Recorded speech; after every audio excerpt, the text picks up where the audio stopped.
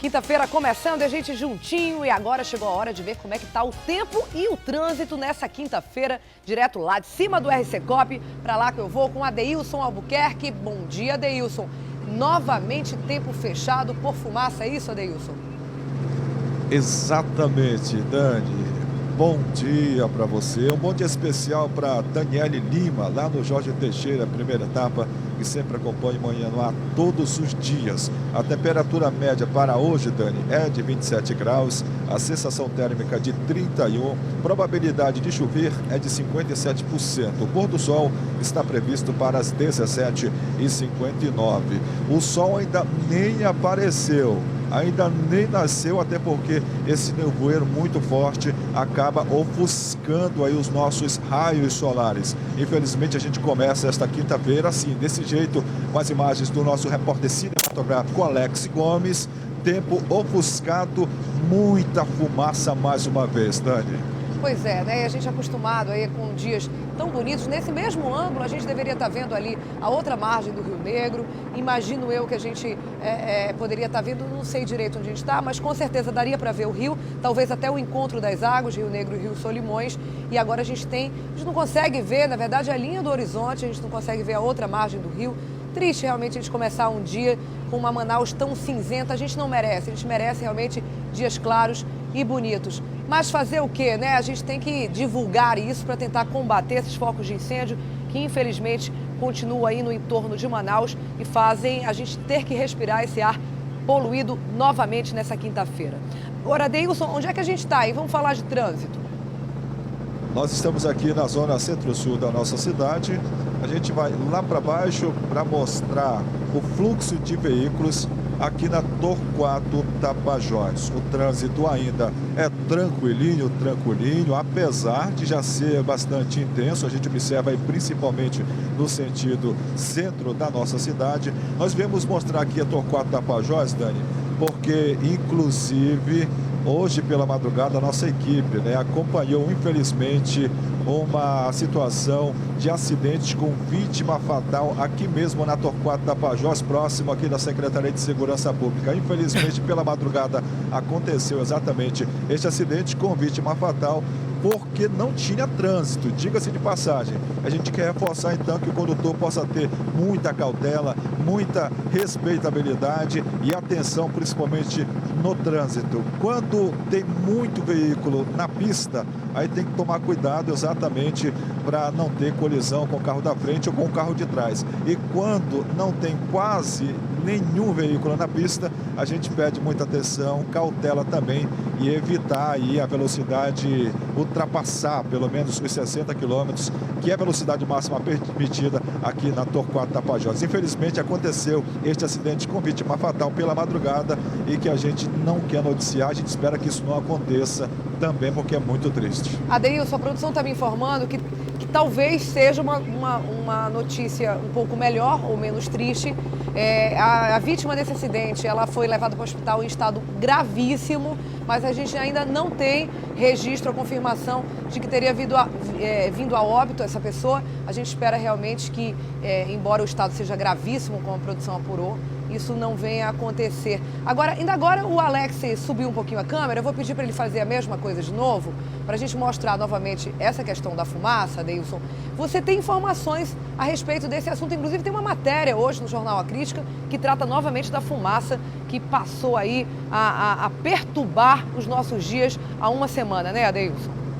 Pois é, inclusive a matéria muito bem produzida pelo repórter Naferson Cruz, do Jornal A Crítica, trata exatamente sobre essa densidade que o nevoeiro realmente apresenta sobre a nossa cidade. Inclusive esse nevoeiro que o Alex Gomes mostra neste momento, a gente está mostrando ali o Aeroporto Internacional Eduardo Gomes, que foi obrigado a trabalhar por instrumentos devido exatamente a este forte nevoeiro. Apesar, Daniela Sayag, do contratempo aí, a Infraero informou que não houve atrasos e nem cancelamentos de voos. A matéria, inclusive, na íntegra, falando sobre esse nevoeiro que acomete a nossa cidade nos últimos 3 dias, vamos colocar assim, está muito bem escrita, muito bem colocada no Jornal A Crítica desta quinta-feira. Infelizmente, a gente tem que acordar com esse nevoeiro e falar que ele volta novamente depois de um tempo, deu uma apaziguada aí, deu uma amenizada, mas nos últimos 3 dias ele voltou de novo, retomou contato com a região metropolitana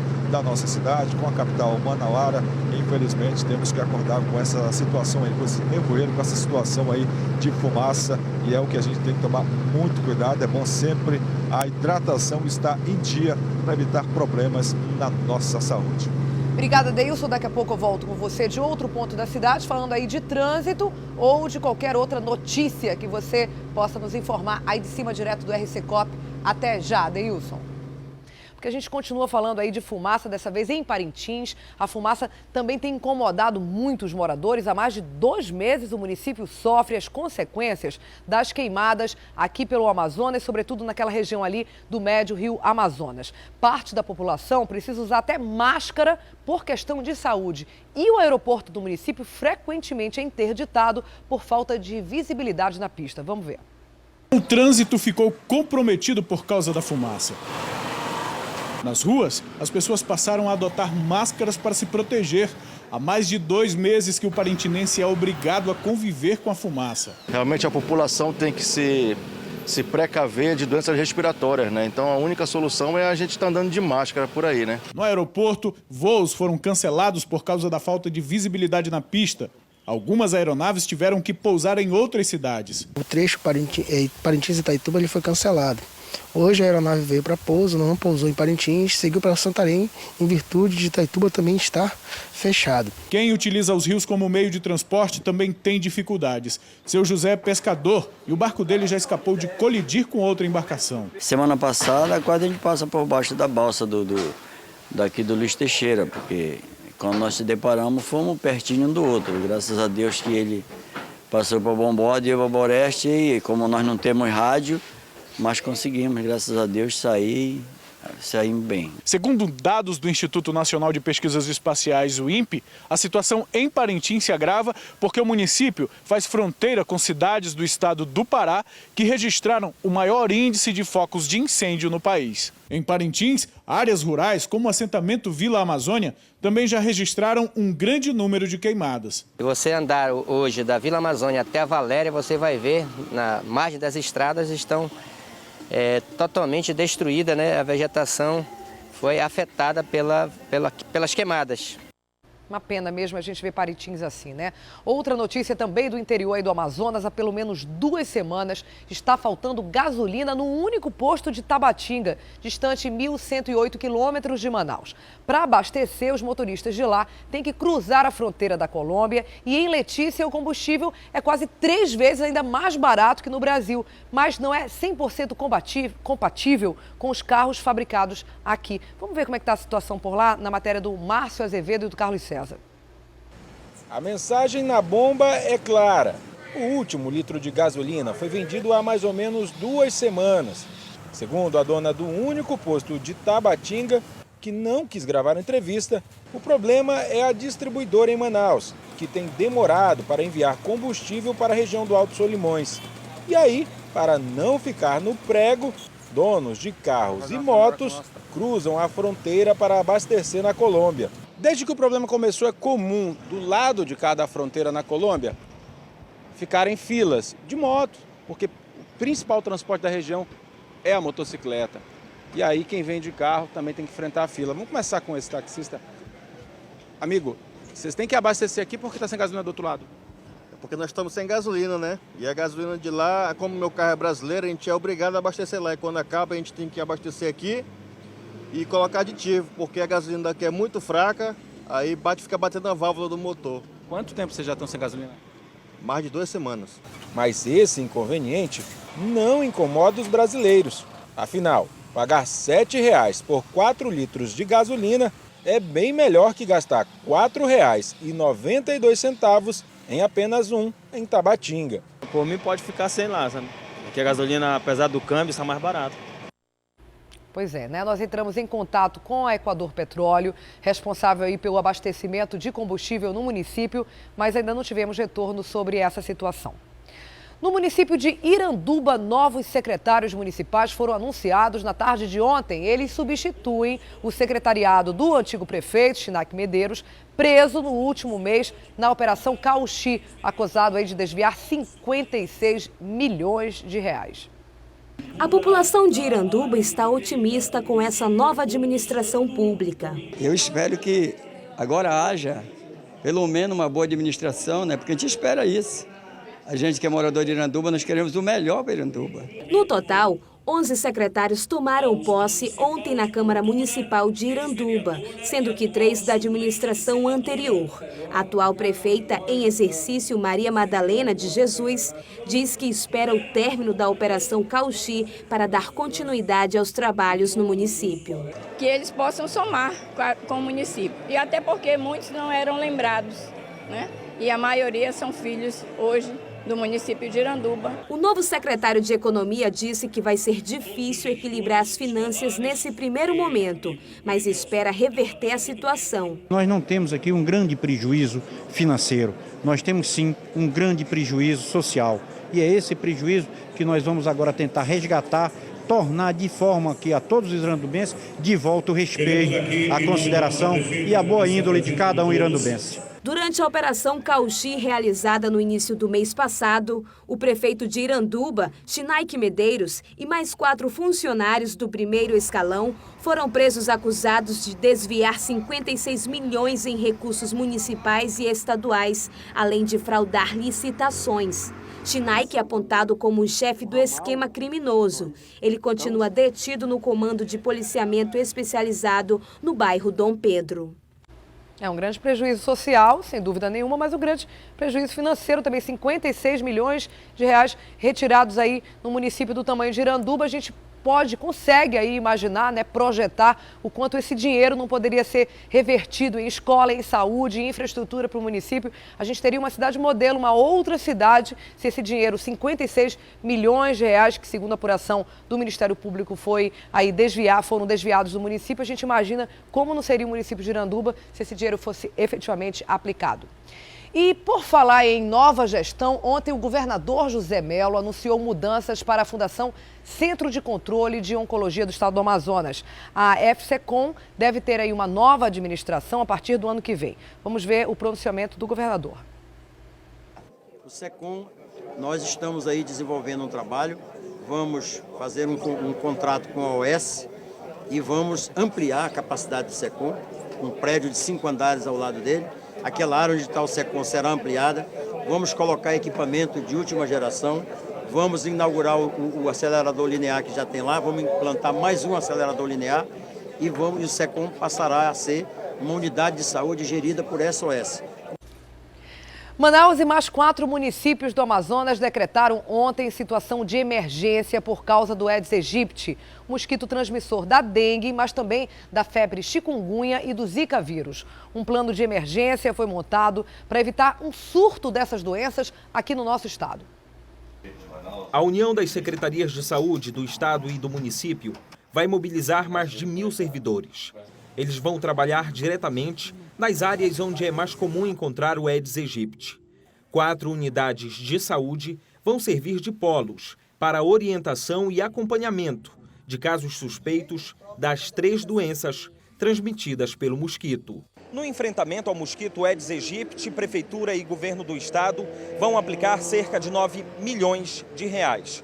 O governo federal também deu sinal positivo. A presidente Dilma Rousseff já liberou militares das Forças Armadas, que serão encaminhados a municípios mais distantes, onde levarão orientação e equipamentos para combater o mosquito da dengue, chikungunya e zika. O trabalho que nós desenvolvemos aqui de combate à dengue foi um trabalho que depois o Ministério da Saúde copiou e desenvolveu isso no Brasil todo. Portanto, nós vamos agora, com a ajuda das Forças Armadas, das igrejas, com a ajuda das associações, das escolas, da população de modo geral, e mais as forças vivas da Prefeitura de Manaus e do nosso governo, nós vamos enfrentar mais uma vez essa que é uma doença que mata, uma doença que incomoda e uma doença que naturalmente nem eu, nem o Arthur e nenhum de nós queremos para si e não queremos também para a nossa população.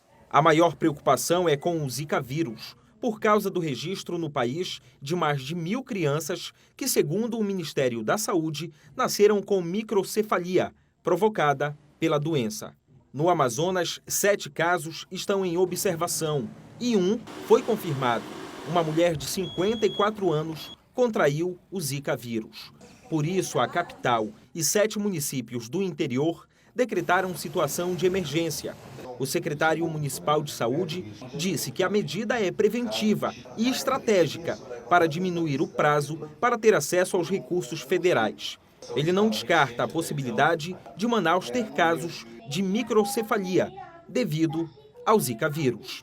É claro que a doença chegará aqui, penso que chegue, não há como evitar isso. Já há um mosquito, pessoas andam pelo Brasil, vêm de avião e 70% não sabe nem que está doente.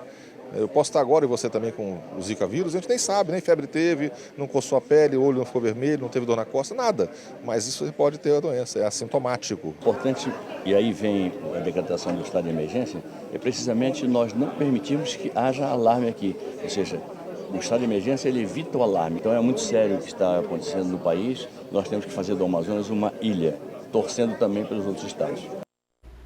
A Secretaria de Saúde do Estado disse que está monitorando aí todas as suspeitas de Zika vírus e que espera o resultado dos exames de sorologia que foram enviados ao Instituto Evandro Chagas, que fica lá no Pará.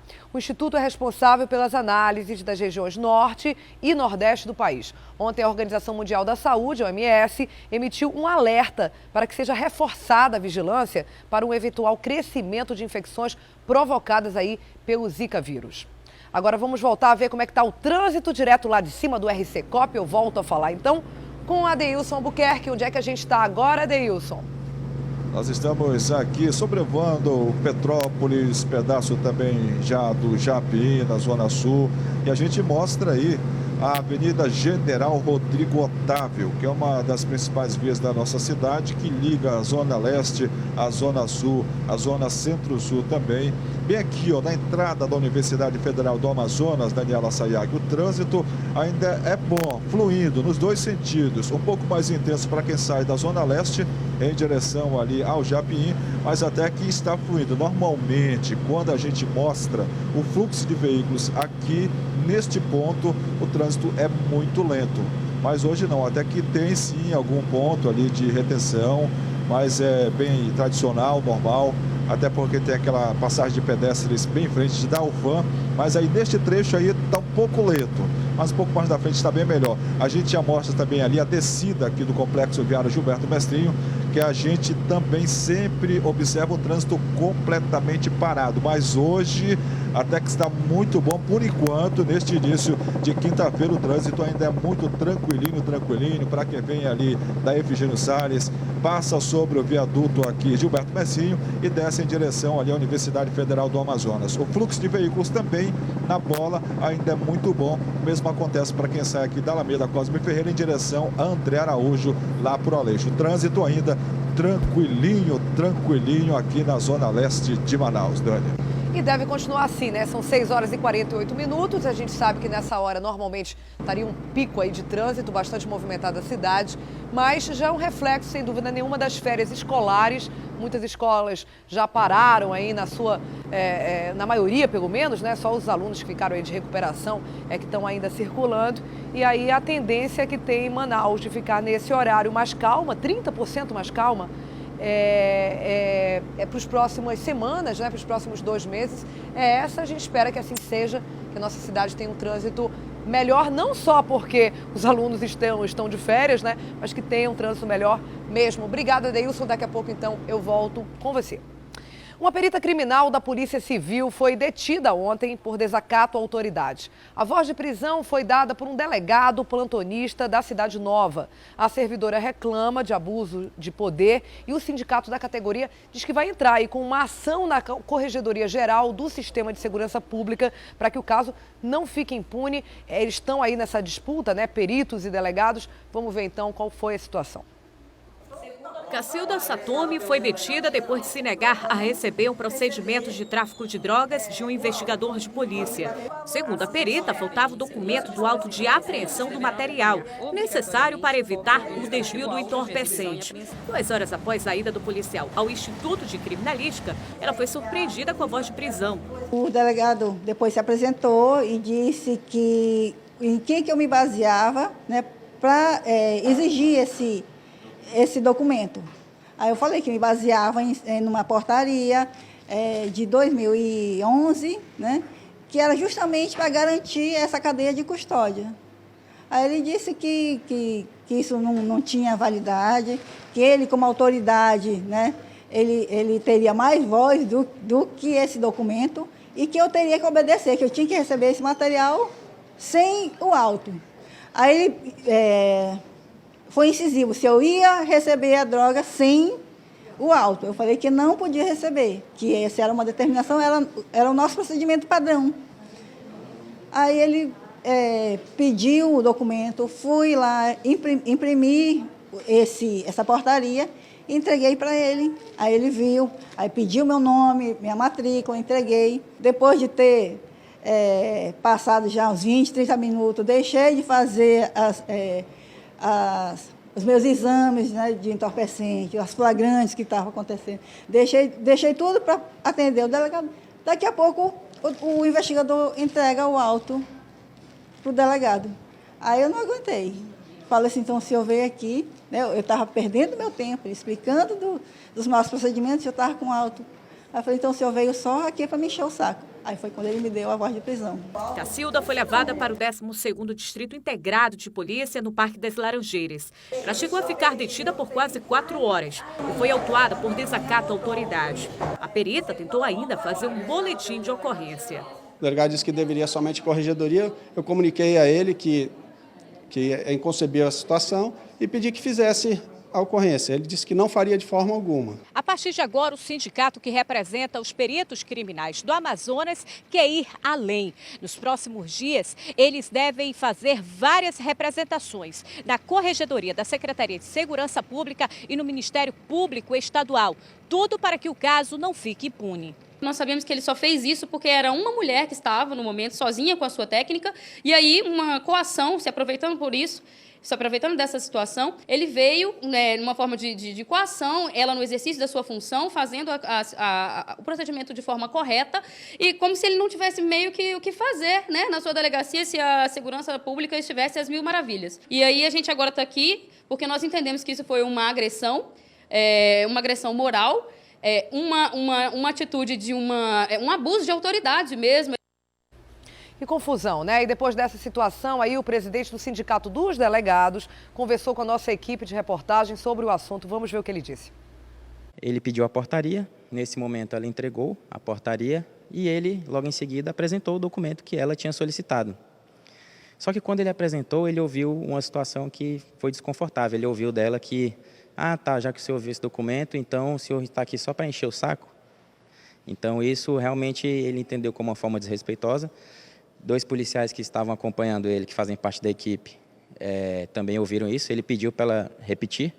Ela repetiu. O senhor então vem aqui só para encher o saco? Então, diante disso, ele sentiu uma forma afrontosa e respeitosa e conduziu ela à delegacia para fazer um procedimento de desacato. E o Sindepol quer esclarecer aqui que, a todo momento, ela foi acompanhada pelo seu marido, que atuava na condição de advogado, e no momento da sua condução à delegacia, ela foi no banco de trás, sem algema, sem nada, para que não afrontasse qualquer integridade física ou moral dela. Então, de agora em diante, os peritos fizeram a representação deles, nós estamos fazendo a nossa parte como sindicato e vamos submeter ao Poder Judiciário para que ele avalie se realmente houve esse desacato ou não.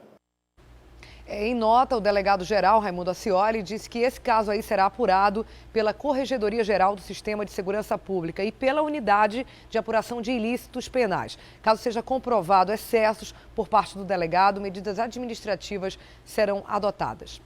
Ontem nós mostramos como a maior facção criminosa do Amazonas corrompe agentes públicos e influencia nas decisões judiciais. Eles chegaram a criar o Tribunal do Crime, onde são julgados os desafetos dos líderes da FDN. Lá é decidido quem vive e quem morre. Na reportagem de hoje, a gente mostra que os planos da família do Norte são ainda mais audaciosos. Eles queriam também entrar na política. É o que vamos ver agora, na terceira reportagem da série Empresa do Crime, dos repórteres Márcio Azevedo e Carlos César.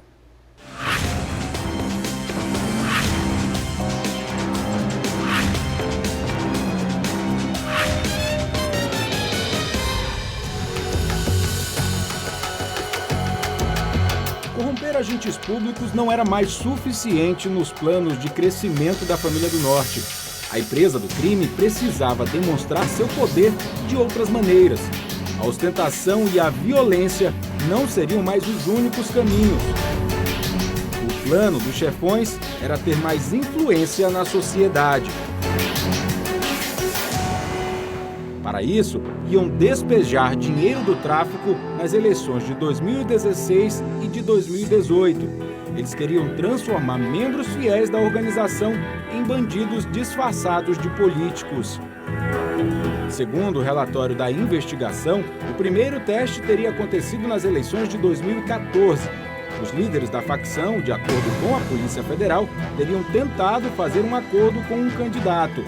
O plano não teria ido adiante e eles então decidiram vestir o paletó e ocupar vagas nas casas legislativas.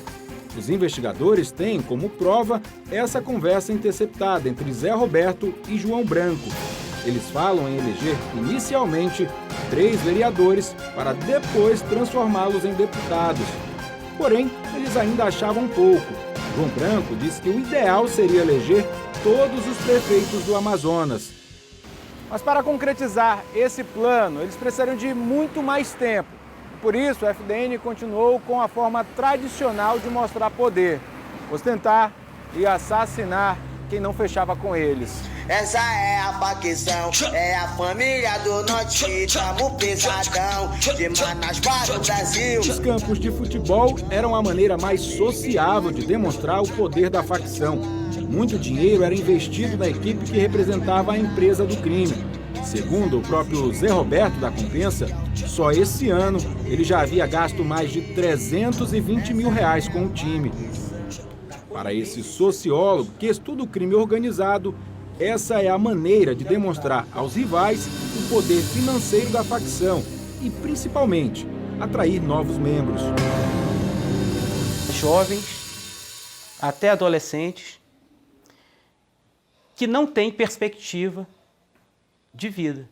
Não têm perspectiva por não estudarem em escolas boas, por terem famílias desestruturadas, às vezes emocionalmente e economicamente, não conseguem vislumbrar a possibilidade de uma ascensão social por um curso superior, por um curso tecnológico. Mas os líderes da FDN gostavam mesmo de mostrar poder por meio da violência e do terrorismo.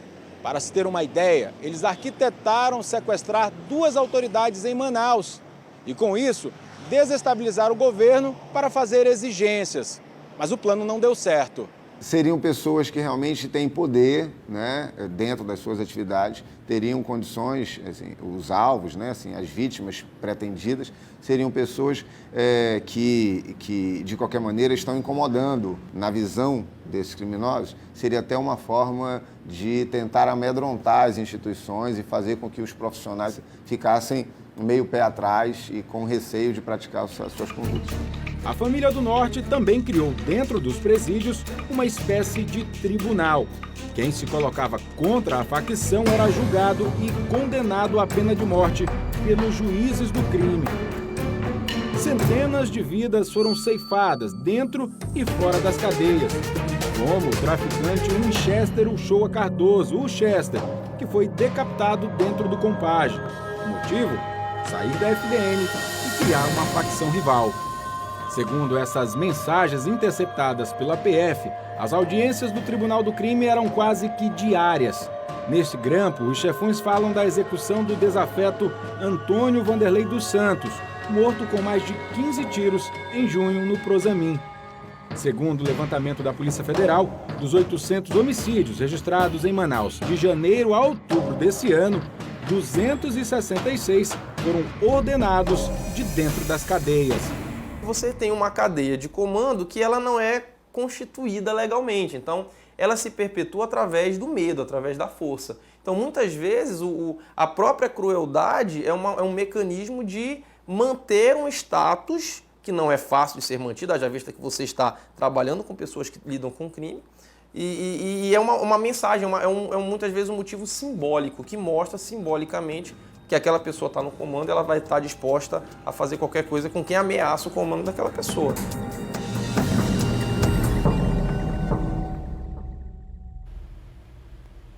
Amanhã, na última reportagem da série, nossa equipe mostra o braço internacional da organização. Você vai descobrir quem são as pessoas que emprestavam as próprias contas bancárias para movimentar o dinheiro da facção em cidades da fronteira do Brasil com a Colômbia e com o Peru.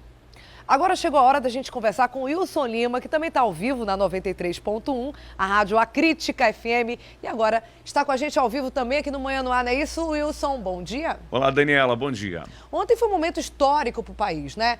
Foi, infelizmente, um momento histórico, não é uma notícia agradável para ninguém, mas, enfim, foi o que aconteceu, né? O desenrolar do que a gente vem vivendo há praticamente um ano, aí, uma série de denúncias de corrupção, vários pedidos, inclusive, para que seja aberto esse processo de impeachment contra a presidente. Acho que, se eu não me engano, foram mais de 17 pedidos de vários integrantes. Mais de 30. Mais de 30, né? Olha só, eu estava sendo boazinha ainda, metade, quase um pouco mais do que a metade, eu imaginava, mais de 30 pedidos. E ontem, então, foi acatado o que, segundo os especialistas, é o melhor fundamentado dele, que é do jurista Hélio Bicudo, né? Hélio Bicudo, que é fundador do PT, e também do Miguel Reale Júnior, que foi ministro de Justiça na gestão Fernando Henrique Cardoso, e também da Janaína Pascoal, que é advogada. Há essa grande quantidade de pedidos, ou havia essa grande quantidade de pedidos lá na mesa do presidente. Agora, o que nos deixa preocupado é o fundo, o pano de fundo dessa história, Daniela Saeg, porque isso acontece, ou aconteceu depois que o PT disse que não iria salvar o Eduardo Cunha na comissão de ética. Há um pedido de cassação contra ele em função da suposta participação no Petrolão, das contas que ele teria na Suíça, do fato de ele ter negado não ter conta no exterior, o fato também dele estar usando o cargo para chantagear algumas instituições. E o que acontece a partir de agora, depois que o presidente aceitou esse pedido de abertura para o impeachment?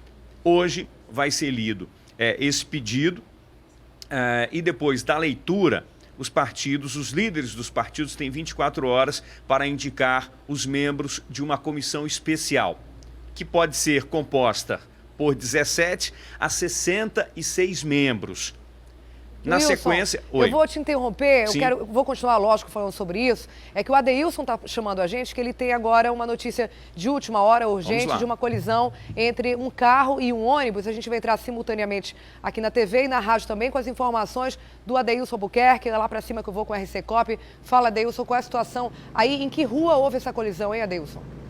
Aqui na Avenida Grande Circular, Altasmirim, que é a principal avenida que liga a Zona Norte, a Zona Leste e a Zona Sul da nossa cidade. Até porque tem muita gente que vem ali do Nova Cidade, pelo Cidade de Deus, para passar pelo Jorge Teixeira e vindo aqui, pela Avenida Grande Circular, para chegar no Distrito Industrial. O Alex Gomes agora está fechando ali para a gente mostrar a colisão que aconteceu entre o ônibus e um carro de passeio, quase em frente à chamada comunidade da Portelinha, aqui na Zona Leste, que fica ao lado do São José, do próprio Tancredo Neves. Lá está ali, lá na frente, o ônibus na frente e atrás o carro de passeio. Foi inclusive bem próximo ali daquela faixa de pedestres. Os profissionais do Manaus Trans já estão no local. O trânsito neste momento é deste jeito aí, Daniela e Wilson Lima, completamente parado. Para quem conhece essa região aqui, sabe muito bem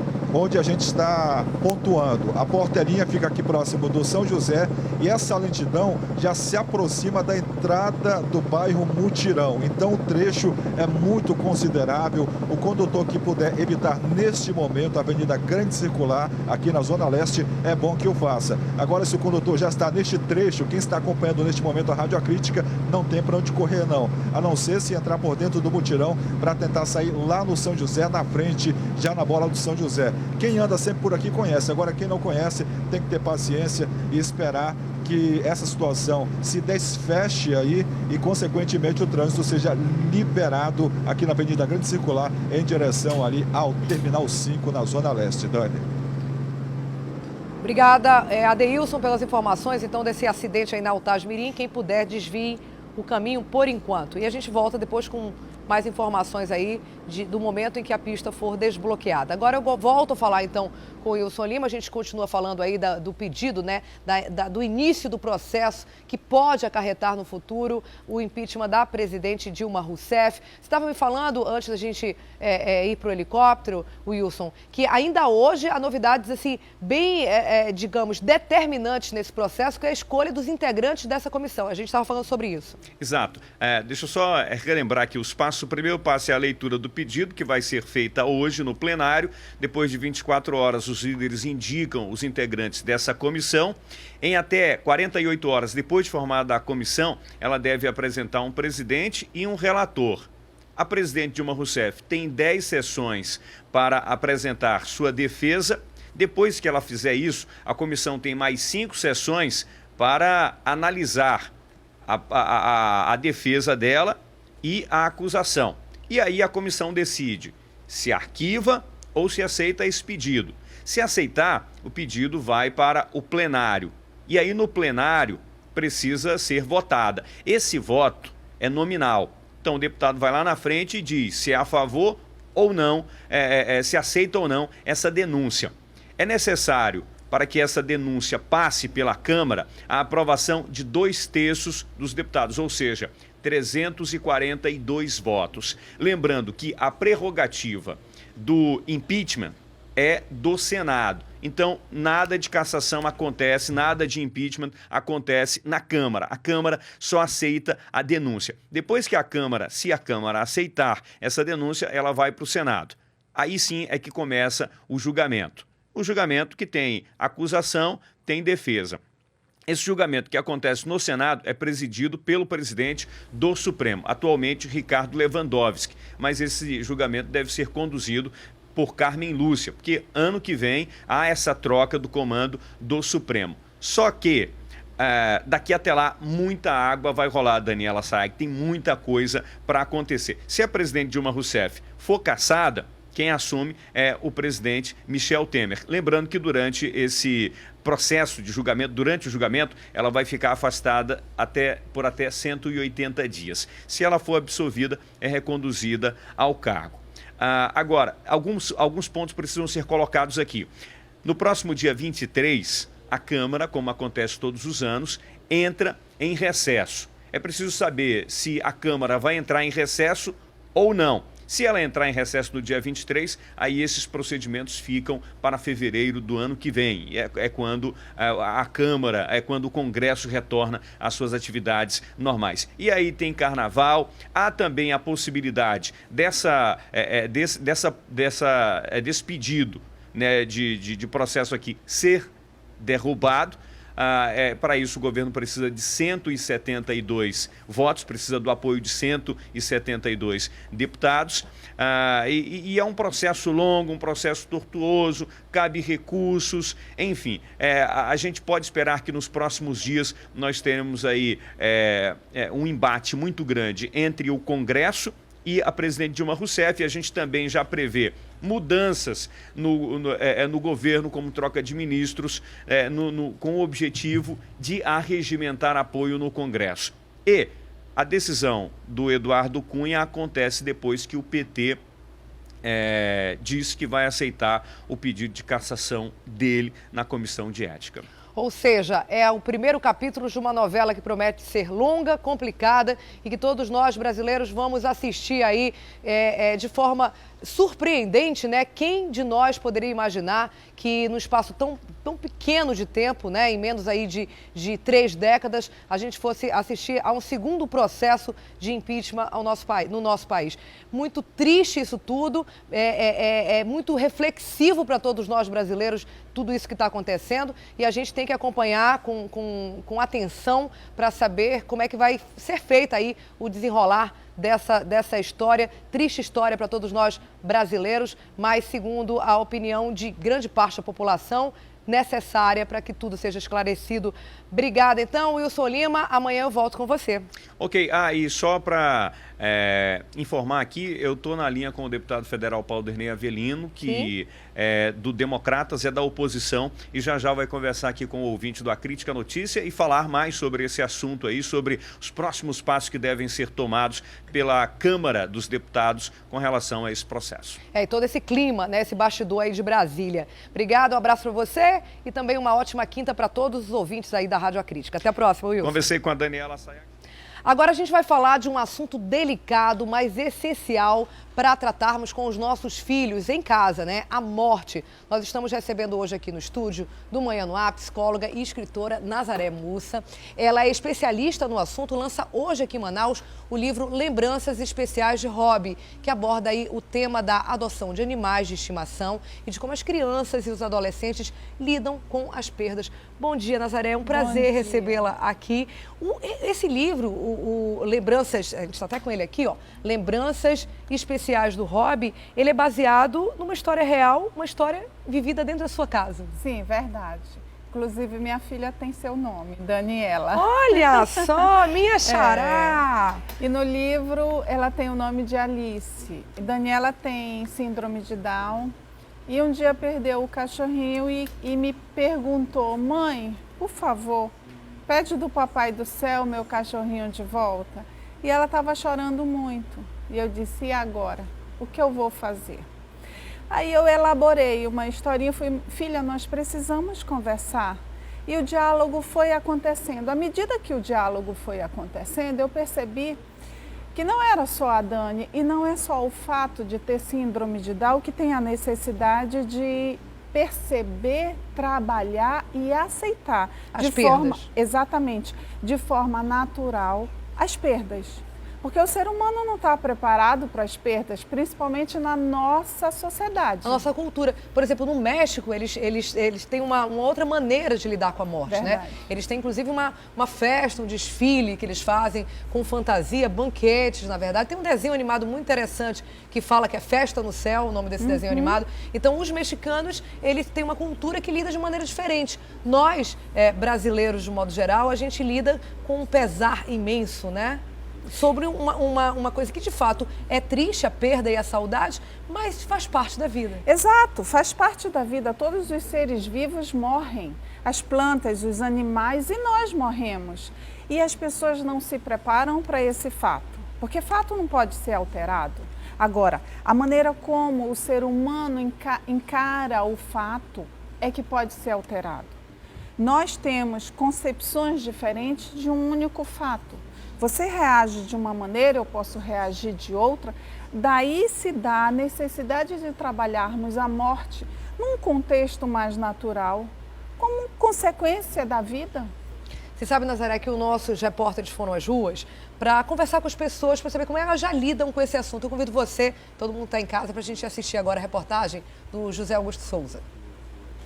Os veterinários fazem o que podem, mas nem sempre saem da sala de cirurgia com uma boa notícia. Em 7 anos de profissão, André salvou muitos animais de estimação e não esquece das raras vezes em que precisou comunicar os donos de que o pior tinha acontecido. E quando é com criança é bem mais complicado, porque elas sentem mais, elas não têm estrutura para assimilar o que está acontecendo, entendeu? E chega a ser doloroso. Você tentar fazer aquele sorriso no rosto dela, entendeu? E não conseguir. O Nicolas, de 5 anos, passou por uma situação dessas. Mês passado, ele perdeu a Ashley, vítima de uma hemorragia interna. A mãe cuidou da internação e do enterro da cadela em segredo, mas depois contou tudo ao filho. O receio é porque eu sou muito emotiva e eu chorei, me emocionei demais e meu receio era como ele poderia vir a ficar, né, com a reação de uma criaturinha que ele escolheu, ele falou que ia ser dele, foi dele, e dele ficar num estado que eu não saberia lidar com isso. Animais de estimação ajudam as crianças no desenvolvimento cognitivo e emocional. Agora, como os pais devem agir quando o animalzinho morrer? Esta psicóloga afirma que, a partir dos 7 anos, as crianças devem receber explicações claras sobre o que levou à perda e podem, inclusive, participar do enterro do bichinho. Antes dos 7 anos, a explicação deve ser mais lúdica. Contar uma historinha, né, de que ele vai morar no céu agora, que no céu tem outros animais, que ele sempre vai ser lembrado, né, dependendo do animal. Se for um peixinho, ele vai agora ficar junto com a família dele em um local, né? E não mentir, né? A gente sempre informa os pais a não mentir, porque aí vai dificultar esse processo de perda da criança. Se o período de luto da criança durar mais de 6 meses, vale a pena procurar ajuda especializada. No caso do Nicolas, a ajuda mais que especial veio da Pipoca, uma poodle que sofria maus tratos e foi resgatada depois que a primeira mascote morreu. Graças à nova companhia, a casa agora é só alegria.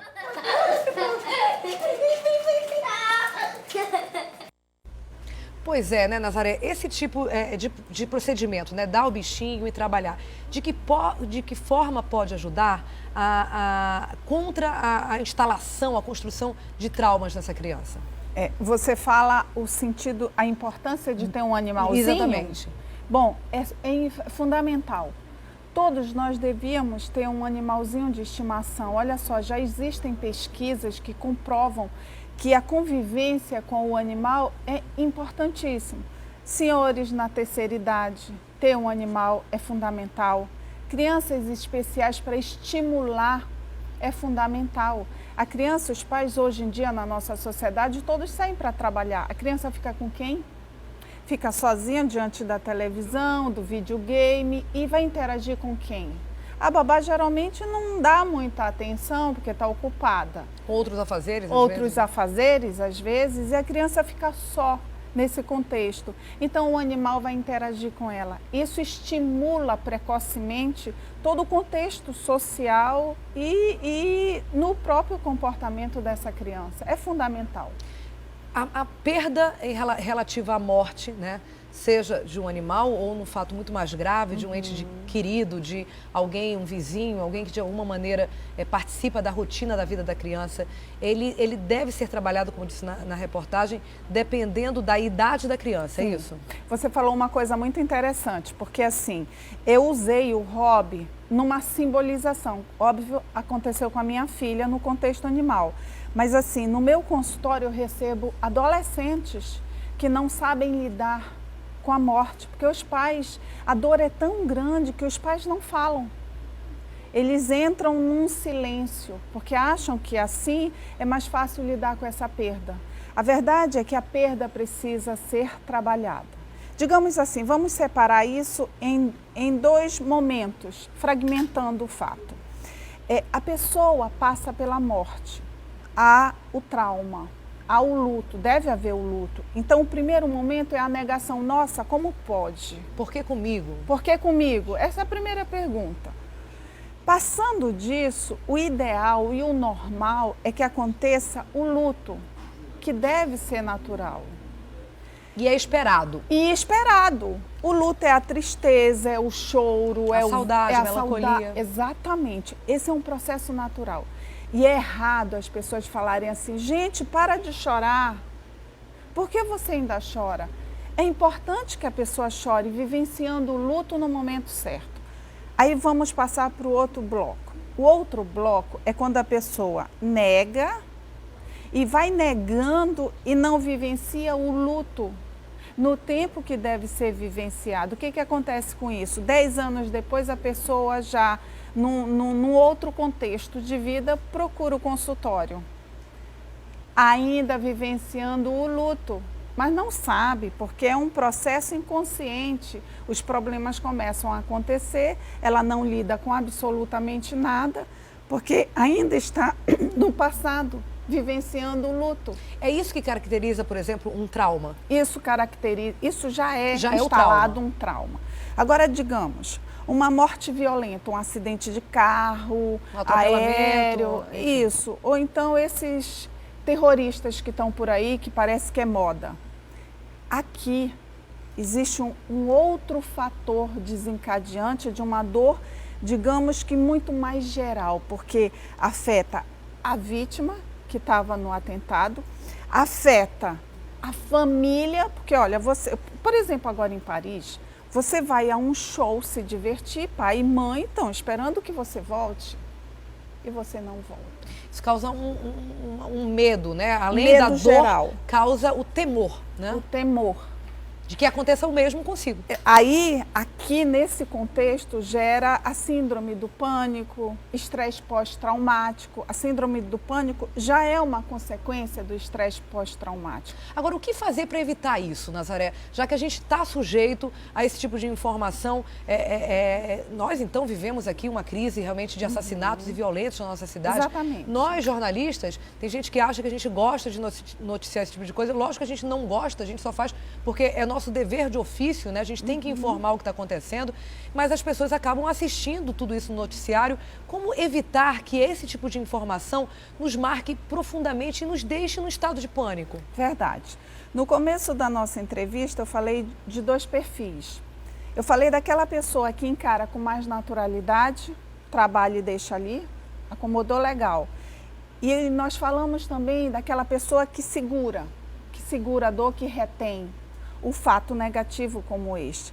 Neste momento, nós precisamos ser muito éticos e claros e verdadeiros com nós mesmos. Por exemplo, até que ponto eu supero a dor, ou um trauma, ou uma notícia ruim, de maneira natural? Até que ponto essa notícia está me traumatizando? E no caso de a resposta ser sim, está me traumatizando, procurar ajuda. Procura ajuda. Procura ajuda imediatamente. O livro fala muito de perdas e fala também da importância de adotar um animal de estimação que ajuda muito o ser humano. O livro, essa convivência é muito interessante porque trabalha muitas informações do cotidiano. É um livro que está muito bem colorido. Isso que eu ia te perguntar, de quem é a ilustração? É Euros Barbosa. Linda a ilustração. Ele captou toda essa emoção. Sentimento, né? Exatamente. Muito colorido, porque já é um assunto muito árido, muito cinzento. Isso. Então ele fez o sentido inverso, né? A ideia era essa. A ideia era de pegar a morte e trabalhar num contexto mais lúdico. Então ele usou a técnica de pintura digital, que é muito interessante. E no final do livro, olha como só eu que sou legal. psicopedagoga, eu queria um livro interativo, onde a criança lesse o drama e depois colorisse e criasse a sua própria história. Que legal, olha que surpresa que tem aqui no final. Nazaré, conta pra gente que horas é o lançamento, onde é que as pessoas vão poder comprar, me conta tudo do lançamento. Tá. O lançamento vai ser hoje, às 18h30, na Livraria Saraiva do Manauara Shopping. Eu convido você... Muito obrigada, até recebi aqui, olha, o convite mesmo, tá aqui na minha mesa. Agora, se você não recebeu um convite como esse, não tem problema, é só passar lá na Saraiva e participar desse lançamento. Nazaré Mussa, que é escritora, psicóloga amazonense, né? Conterrânea nossa. Muito prazer em recebê-la aqui, Nazaré, e parabéns pelo livro, pela iniciativa. Com certeza é de muita utilidade para todos nós pais. É um assunto muito difícil de lidar e aqui a gente vai, com certeza, ter informações, a criança também, de como lidar com a morte, que faz parte da vida. E o livro pode ser usado em paradidático porque até as escolas não trabalham o contexto morte. É verdade. Eu convido a todos... Parte, inclusive, do dinheiro arrecadado com a venda do livro, ele vai ser revertida para o Moci no Alves. Abrigo Moci Alves, sim. Muito legal a iniciativa. Parabéns, eu conversei com a Nazaré Mussa, que é psicóloga, uma psicóloga amazonense, escritora agora e lança hoje na Saraiva Lembranças Especiais do Hobby. Muito obrigada, até a próxima, Nazaré. Obrigada. Vamos agora conferir o que já foi notícia aqui no Manhã no Ar de hoje. Gasolina em alta na cidade de Tabatinga. Os motoristas brasileiros estão cruzando a fronteira para abastecer na Colômbia, onde o combustível é quase 3 vezes mais barato que no Brasil. Moradores de Parintins continuam sofrendo com a fumaça, consequência das queimadas no Amazonas. O aeroporto municipal frequentemente interditado por falta de visibilidade na pista.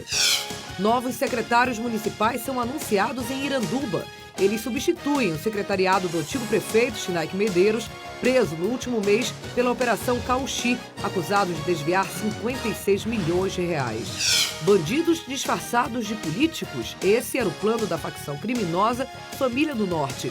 Eles pretendiam entrar na política despejando dinheiro do tráfico de drogas nas eleições de 2016. Vamos voltar a ver como é que está o trânsito direto do RC Cop lá de cima. Eu chamo novamente Adeilson Buquerque. Onde é que a gente está agora, hein, Adeilson? O Alex Gomes mostra aí a Avenida Brasil, em frente à sede do governo. O trânsito por aqui é tranquilinho. É uma ótima opção, Daniela Sayag, para quem vem ali da Ponta Negra em direção ao Boulevard, em direção ao centro da nossa cidade. O trânsito por aqui também, ainda mais aqui nessa bifurcação que dá acesso aqui para baixo para o Dom Pedro, também o trânsito por aqui muito tranquilinho nesta quinta-feira de tempo fechado. A fumaça, como o Alex agora vai mostrar, Daniela Sayag, continua bastante intensa, inclusive ofuscando essa imagem perfeita, linda, que o Alex mostra pra gente da ponte Rio Negro. Infelizmente, a fumaça ainda é muito veemente. E quando a gente vê um monumento como esse, né, o tamanho da ponte Rio Negro, assim encoberto, né, a gente consegue ver a dimensão da quantidade de fumaça que, infelizmente, a gente é obrigado a respirar nesses dias nebulosos e cinzentos. Olha aí, o nosso monumento moderno, aí a ponte do Rio Negro, encoberta na manhã desta quinta-feira. Obrigada, Adeilson. Essa é a sua participação por hoje. Agradeço também ao Alex, ao comandante Robson Breno, quem está hoje? Robson Teixeira. Então, agradeço ao comandante Robson, a você também, o Alex. A gente se vê, então, amanhã aqui no Manhã no Ar. Tchau, equipe RC Cop. Até lá. Até lá, Dani. Desde o primeiro dia desse mês, está circulando em Manaus o ônibus do Papai Noel. Você sabia disso? É, a linha 515, que atende parte da Zona Leste e Zona Centro-Sul da cidade, leva aí os usuários do transporte coletivo num cenário natalino durante todo o mês de dezembro. O Rômulo de Castro vai dar uma volta aí nesse ônibus agora de manhã, mostrar pra gente como é que é. Não é isso, Rômulo? Como é que tá essa decoração especial? Bom dia!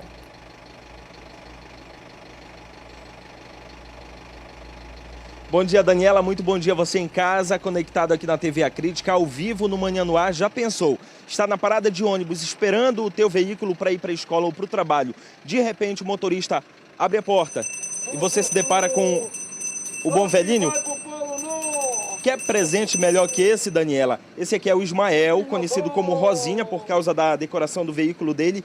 E há 5 anos ele faz parte desse projeto muito legal. Antes da gente conversar com o Rosinha, com o nosso Papai Noel, vamos entrar rapidinho aqui no ônibus para a gente mostrar que tudo aqui lembra essa data comemorativa muito especial. Tem Papai Noel pintado aqui, paraquedas, tem festão e tem, é claro, não poderia faltar a esposa do Papai Noel, Mamãe Noel. Tudo bom, mamãe? Tudo bem. Como é participar desse projeto para fazer a alegria da criançada? Eu me sinto honrada, sou novata na empresa, o colega me convidou. Eu me senti muito feliz, porque só de a gente ver o sorriso no rosto da criança ou do adulto.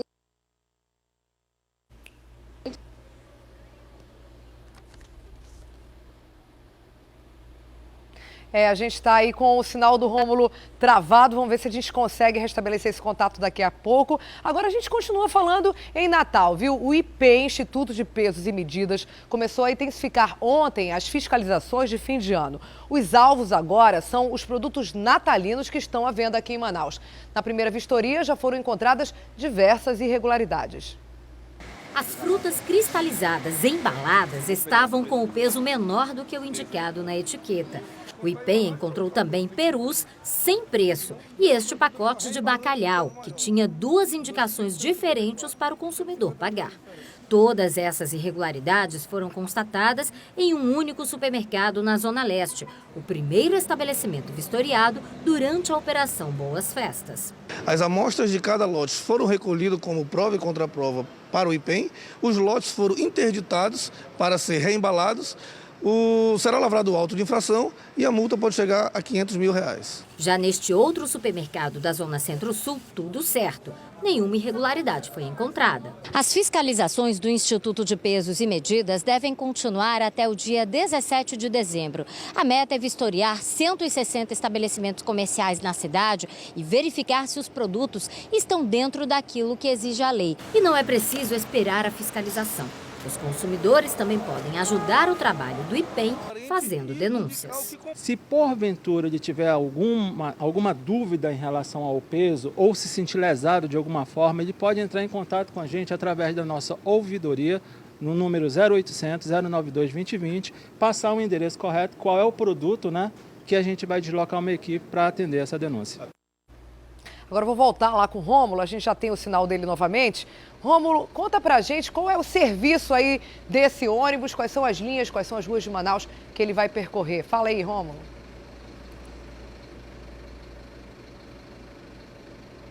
Parte da zona leste aqui da capital, parte da zona centro-sul. Ainda há pouco o nosso sinal caiu, mas agora a gente volta e fala com o próprio Papai Noel. Tudo bom, Papai Noel? Feliz Natal! Ismael, como foi que surgiu essa ideia aí?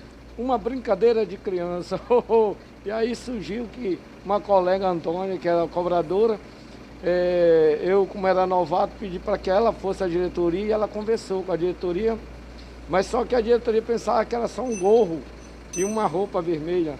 Aí, quando eles viram que era um Papai Noel original, estou aqui, até hoje, 5 anos, trazendo essa alegria aí para o Manuário. Ok, Papai Noel, obrigado. Então, eu perguntei para ele se a roupa aqui, que é do Papai Noel mesmo, aumenta ainda mais o nosso calor daqui. Ele disse que não, porque ele doa o coração, ele doa o amor dele e fica tão friozinho quanto lá no Polo Norte. Só para a gente encerrar, Daniela, olha só que fofura. Isso aqui é uma das cartas que o Papai Noel recebe todos os dias. A criançada pede presente para o Papai Noel motorizado, ele leva até a empresa Expresso Coroado e no fim do ano tem sorteio para essa criançada que faz uma viagem muito divertida. Vou encerrar aqui com um ho-ho-ho do Papai Noel. Tchau, Papai Noel. Ho-ho-ho, só quem vai pro Polo Norte. Feliz Natal! Tchau, Papai Noel. Até mais tarde, hein? Até aí ao longo do mês de dezembro a gente vai se encontrar várias vezes, com certeza. Obrigada, Rômulo de Castro, também pelas informações. Olha só, são 7 horas e 31 minutos. A gente faz agora um pequeno intervalo e volta em instantes com o balé russo, que estará aqui no estúdio. Hoje eles fazem uma apresentação especialíssima na nossa cidade. E a gente vai estar com os bailarinos, os produtores, todos aqui no estúdio. Não perde não, gente, é imperdível. A gente volta em instantes. De volta aqui no Manhã no Ar, olha só, pela primeira vez em turnê pelo Brasil, a companhia Russian State Ballet se apresenta em Manaus com um espetáculo que traz os melhores momentos de clássicos como Quebra-Nozes e Bela Adormecida. Os bailarinos russos chegaram ontem aqui na nossa capital e já presentearam o público bem especial. Vamos ver como é que foi o dia deles ontem. Uma noite diferente para essas bailarinas. Como você apresentar para eles? Foi nervoso, fiquei nervosa, mas foi legal. E não é para menos. Essa turminha recebeu a visita do Corpo de Balé Russo, que está em Manaus para uma apresentação especial. Claro, não faltou curiosidades para esses pequenos. Afinal, a escola russa é considerada uma das melhores do mundo. É realmente um intercâmbio, uma troca de conhecimento. Foi muito honroso os aplausos, e a apreciação. E as amazonenses ganharam elogios. Os russos ficaram impressionados em ver que no meio da floresta existe um lindo teatro e que o interesse pela dança começa bem cedo. E eles também mostraram um pouquinho das consagradas técnicas.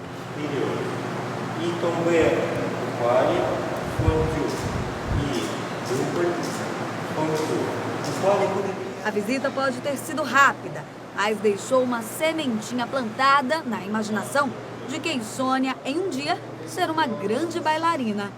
E além de visitar vários estados e escolas em todo o país, os russos vão presentear o público com clássicos do balé. Trechos dos melhores espetáculos, como Lago dos Cisnes, A Bela Adormecida, Scheherazade, Dom Quixote, Spartacus e outros grandes clássicos do balé. Um espetáculo que emociona do início ao fim. Manaus está na programação mundial para todos os anos receber o Russian State Ballet. O Augusto na matéria está aqui com a gente também para falar sobre a programação, né, desse belíssimo espetáculo. A gente recebe, então, aqui no Manhã no Ar, o Augusto Stevanovich. É isso? Isso. O Augusto, ele é brasileiro, de família russa, mora em Moscou há muito tempo e vai falar com a gente agora sobre essas apresentações. Que honra receber o balé russo aqui na nossa cidade, então, Augusto. Não, uma turnê brasileira, não é isso? Sim, são 27 capitais e mais 20 grandes cidades. Manaus está na programação da turnê mundial para todos os anos receber grandes estrelas. E abrimos uma programação inédita, que é trazer um espetáculo único com as grandes estrelas do balé clássico mundial. Quer dizer, quem está aqui é o primeiro time. É um espetáculo exclusivamente de talentos. É uma formatação única, pela primeira vez apresentada na América do Sul, onde o público se emociona do início ao fim. É um espetáculo que transmite sentimento. A cada 3 minutos, aplausos. E a cada 5 minutos ao término de cada apresentação, fortes aplausos. Os melhores trechos, Quebra-Nozes, Spartacus, A Bela Adormecida e outros grandes clássicos, do início ao fim, é uma formatação jamais vista na América Latina. Estúdio 5, amanhã, estará apresentando 8h30 da noite, um espetáculo para toda a família, onde nesse próprio espetáculo a gente já mostra pequenos trechos, ou melhor, os melhores trechos dos grandes espetáculos que vêm por aí. E aí nem precisa conhecer tanto de balé, né? Porque é um espetáculo que fala com qualquer pessoa, seja ele conhecedor, né, da dança ou não, porque existe a comunicação justamente nesses espaços. E aí vocês escolheram grandes clássicos, músicas que todo mundo conhece, tornaram-se populares, a gente sempre já ouviu falar em algum momento, não tem como não se identificar com o espetáculo, né? O objetivo é popularizar a dança. Então, nós apresentamos o espetáculo numa grande casa de espetáculos para atingir todas as classes sociais, todos os públicos.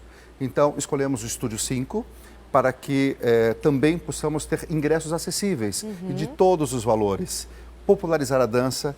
Bom, o estado do Amazonas, nós ficamos admirados o quanto esse estado é muito forte em cultura. Vocês foram um teatro ontem, Fomos né? um teatro maravilhoso, o Teatro Amazonas. Os bailarinos ficaram, nossa, como pode existir um teatro desse dentro da... Ninguém imaginava, eu também não conhecia, ouvi falar, mas estamos encantados. É uma cidade culturalmente muito rica e merece estar nessa programação mundial. Nós estivemos já com o espetáculo Lago dos Cisnes, com outro grupo, com 40 outros bailarinos, um público maravilhoso que já se apresentou no Estúdio 5 e voltamos com as grandes estrelas. Eu estava lá no Lago dos Cisnes, belíssimo espetáculo. E muito obrigado por receber-nos no seu estúdio. Imagina, a gente que agradece. Essa é uma abertura, é um início de uma grande programação, para que todos os anos, durante o ano, possamos trazer 3, 4 espetáculos diferentes, que o balé clássico faça parte da programação cultural de Manaus. São clássicos mesmo, olha só, gente.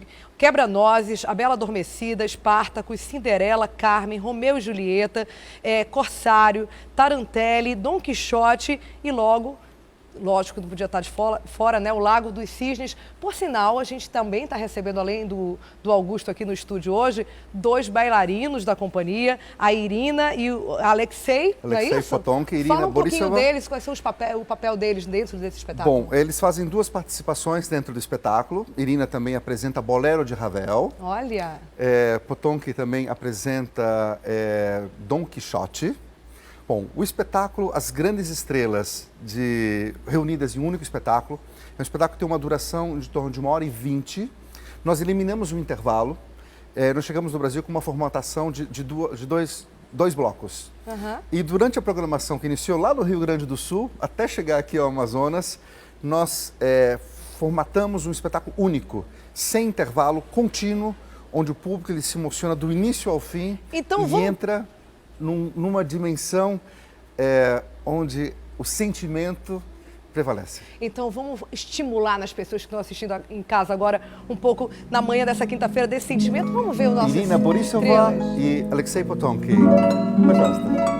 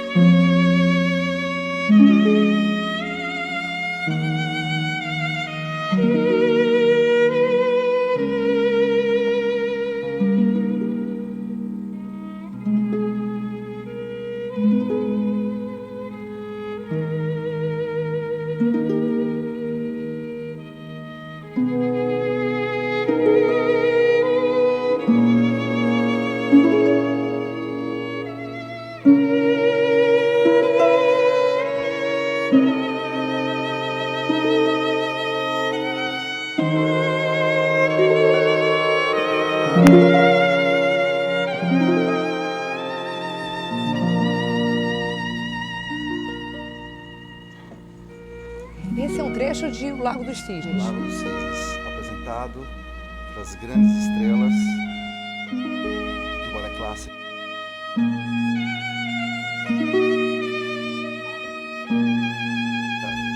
Esse primeiro, essa abertura dessa programação, do qual acontecerá durante o ano. Estaremos retornando a Manaus em abril, com outras grandes estrelas e sempre apresentando os grandes clássicos. Amanhã no Estúdio 5, a partir de 8h30 da noite. Os ingressos já estão à venda, ingressos acessíveis de todos os valores, para que todos tenham oportunidade de ver as joias do balé clássico. Muito obrigada. Eu quero agradecer muitíssimo a Irina e o Alexei. Palmas para ele, o pessoal que está aqui no estúdio. A gente tem uma pequena plateia aqui, lindíssimo. Nos honra muito a presença de vocês aqui. Eu gostaria de agradecer a Casa Estúdio 5. Por favor, venham aqui com a gente. Fica aqui pertinho da gente. Spasiba, muito obrigado. Eu estava brincando com o pessoal da produção que eu não vou conversar com eles porque o meu russo está enferrujado. Mentira, eu não falo russo, mas muitíssimo obrigado. Thank you very much. Muitíssimo obrigada. Obrigada. Prazer receber todos vocês aqui. Muito obrigado. Retornaremos sempre. Amanhã, 8h30 da noite, Estúdio 5, os ingressos estão à venda na bilheteria do Estúdio 5. Agradeço à administração do Estúdio 5 fazendo possível essa popularização do clássico. Esse espetáculo. Adequar o espetáculo e que todos tenham a oportunidade de ver as joias do balé clássico mundial. Muitíssimo obrigada, boa sorte, estarei lá. Obrigado. Um abraço. Na próxima terça-feira, a Igreja Católica comemora aí o dia de Nossa Senhora da Conceição, que é padroeira do estado do Amazonas, a nossa padroeira, né? A Arquidiocese de Manaus divulgou ontem a programação das celebrações. Vai ter aí mudança, principalmente no trajeto da procissão, por causa das obras na Avenida Eduardo Ribeiro. Vamos ver como é que vai ser. Durante a entrevista coletiva, o arcebispo metropolitano de Manaus convocou os católicos para as homenagens à padroeira Nossa Senhora da Conceição, a Mãe de Jesus. As novenas já começaram e vão até o dia 7, às 6 da tarde, na Igreja da Matriz, no centro da cidade. E a grande celebração será no feriado da próxima terça-feira. É uma devoção que pegou, digamos aqui, acho que porque nós vivemos no meio da água. A água é fertilidade, é vida. E a Imaculada Conceição é a concepção virginal de Maria, né? E em preparação para a encarnação do Verbo de Jesus. Este ano, o itinerário da procissão vai ser alterado por causa das obras na Avenida Eduardo Ribeiro. Não entraremos mais na 10 de julho. Entraremos na rua Ramos Ferreira, para depois pegar a Getúlio Vargas, que é outra alteração. Desceremos a Getúlio Vargas, para depois seguirmos pela Saldanha Marinho, para justamente chegarmos à Avenida Eduardo Ribeiro, onde haverá grande concentração e assim será realizada a Santa Missa também. A missa campal no dia 8 vai também dar início ao ano jubilar da Misericórdia. quando a igreja começa uma campanha de doações. Nós queremos viver já este ano da misericórdia com o lema: sede misericordiosos como o vosso Pai Celeste é misericordioso. E nós queremos um gesto concreto, que é a coleta deste dia será destinada aos cristãos perseguidos na Síria e no Iraque, porque é uma situação humana deplorável. Hoje a humanidade tem que olhar para esse problema. O assunto agora é seca. O problema continua castigando comunidades do interior do nosso estado. Em Parintins, o baixo nível das águas tem causado a morte de centenas de peixes. Vamos ver na reportagem do Emanuel Cardoso.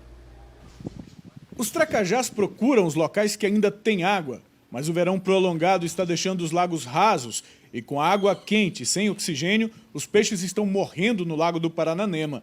Um cenário triste para os pescadores da região. Está morrendo peixe nesses poços aí.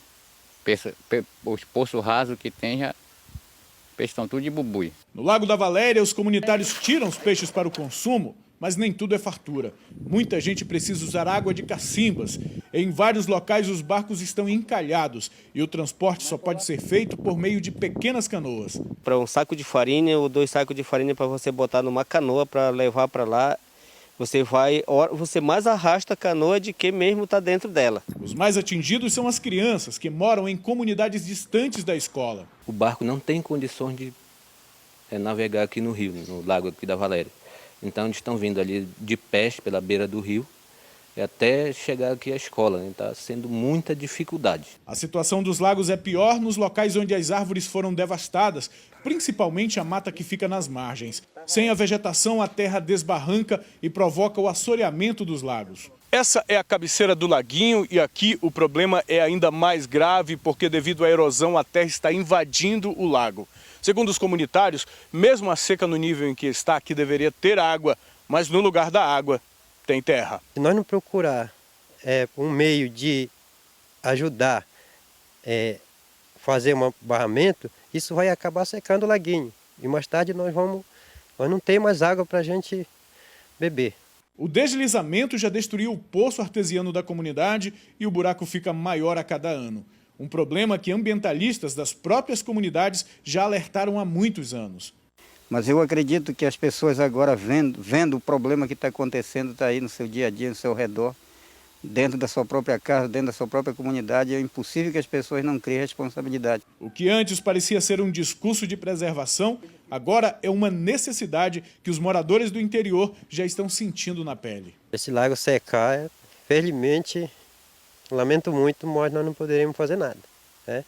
Nós mesmos estamos procurando acabar com o que a natureza Deus deixou para nós. Que situação, né?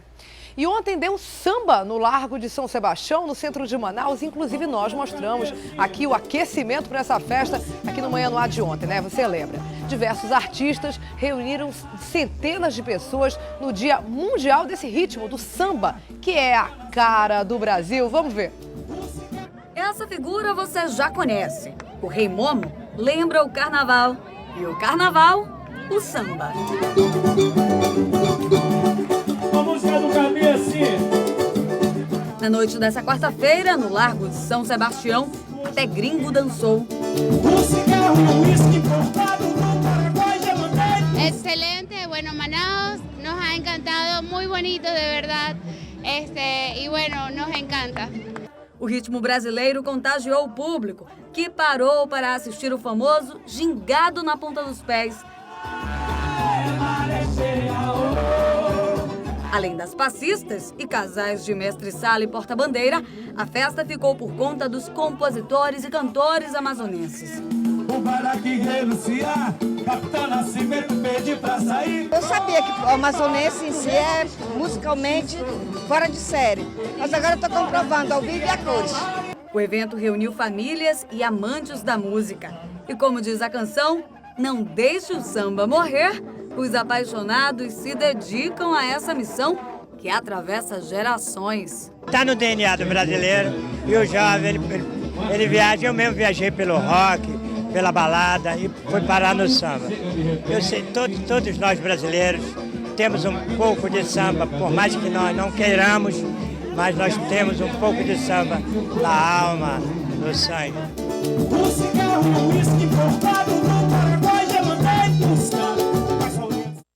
Grande Chico da Silva aí, talento da nossa terra. Beijão pra você, Chico. Olha só, são 7 horas e 53 minutos, quase 54. Manhã no Ar fica por aqui. A gente agradece muitíssimo a sua companhia no início da manhã dessa quinta-feira. Grande dia pra todos nós, hein, gente? A gente se vê amanhã às 6h30. Até lá. Tchau, tchau.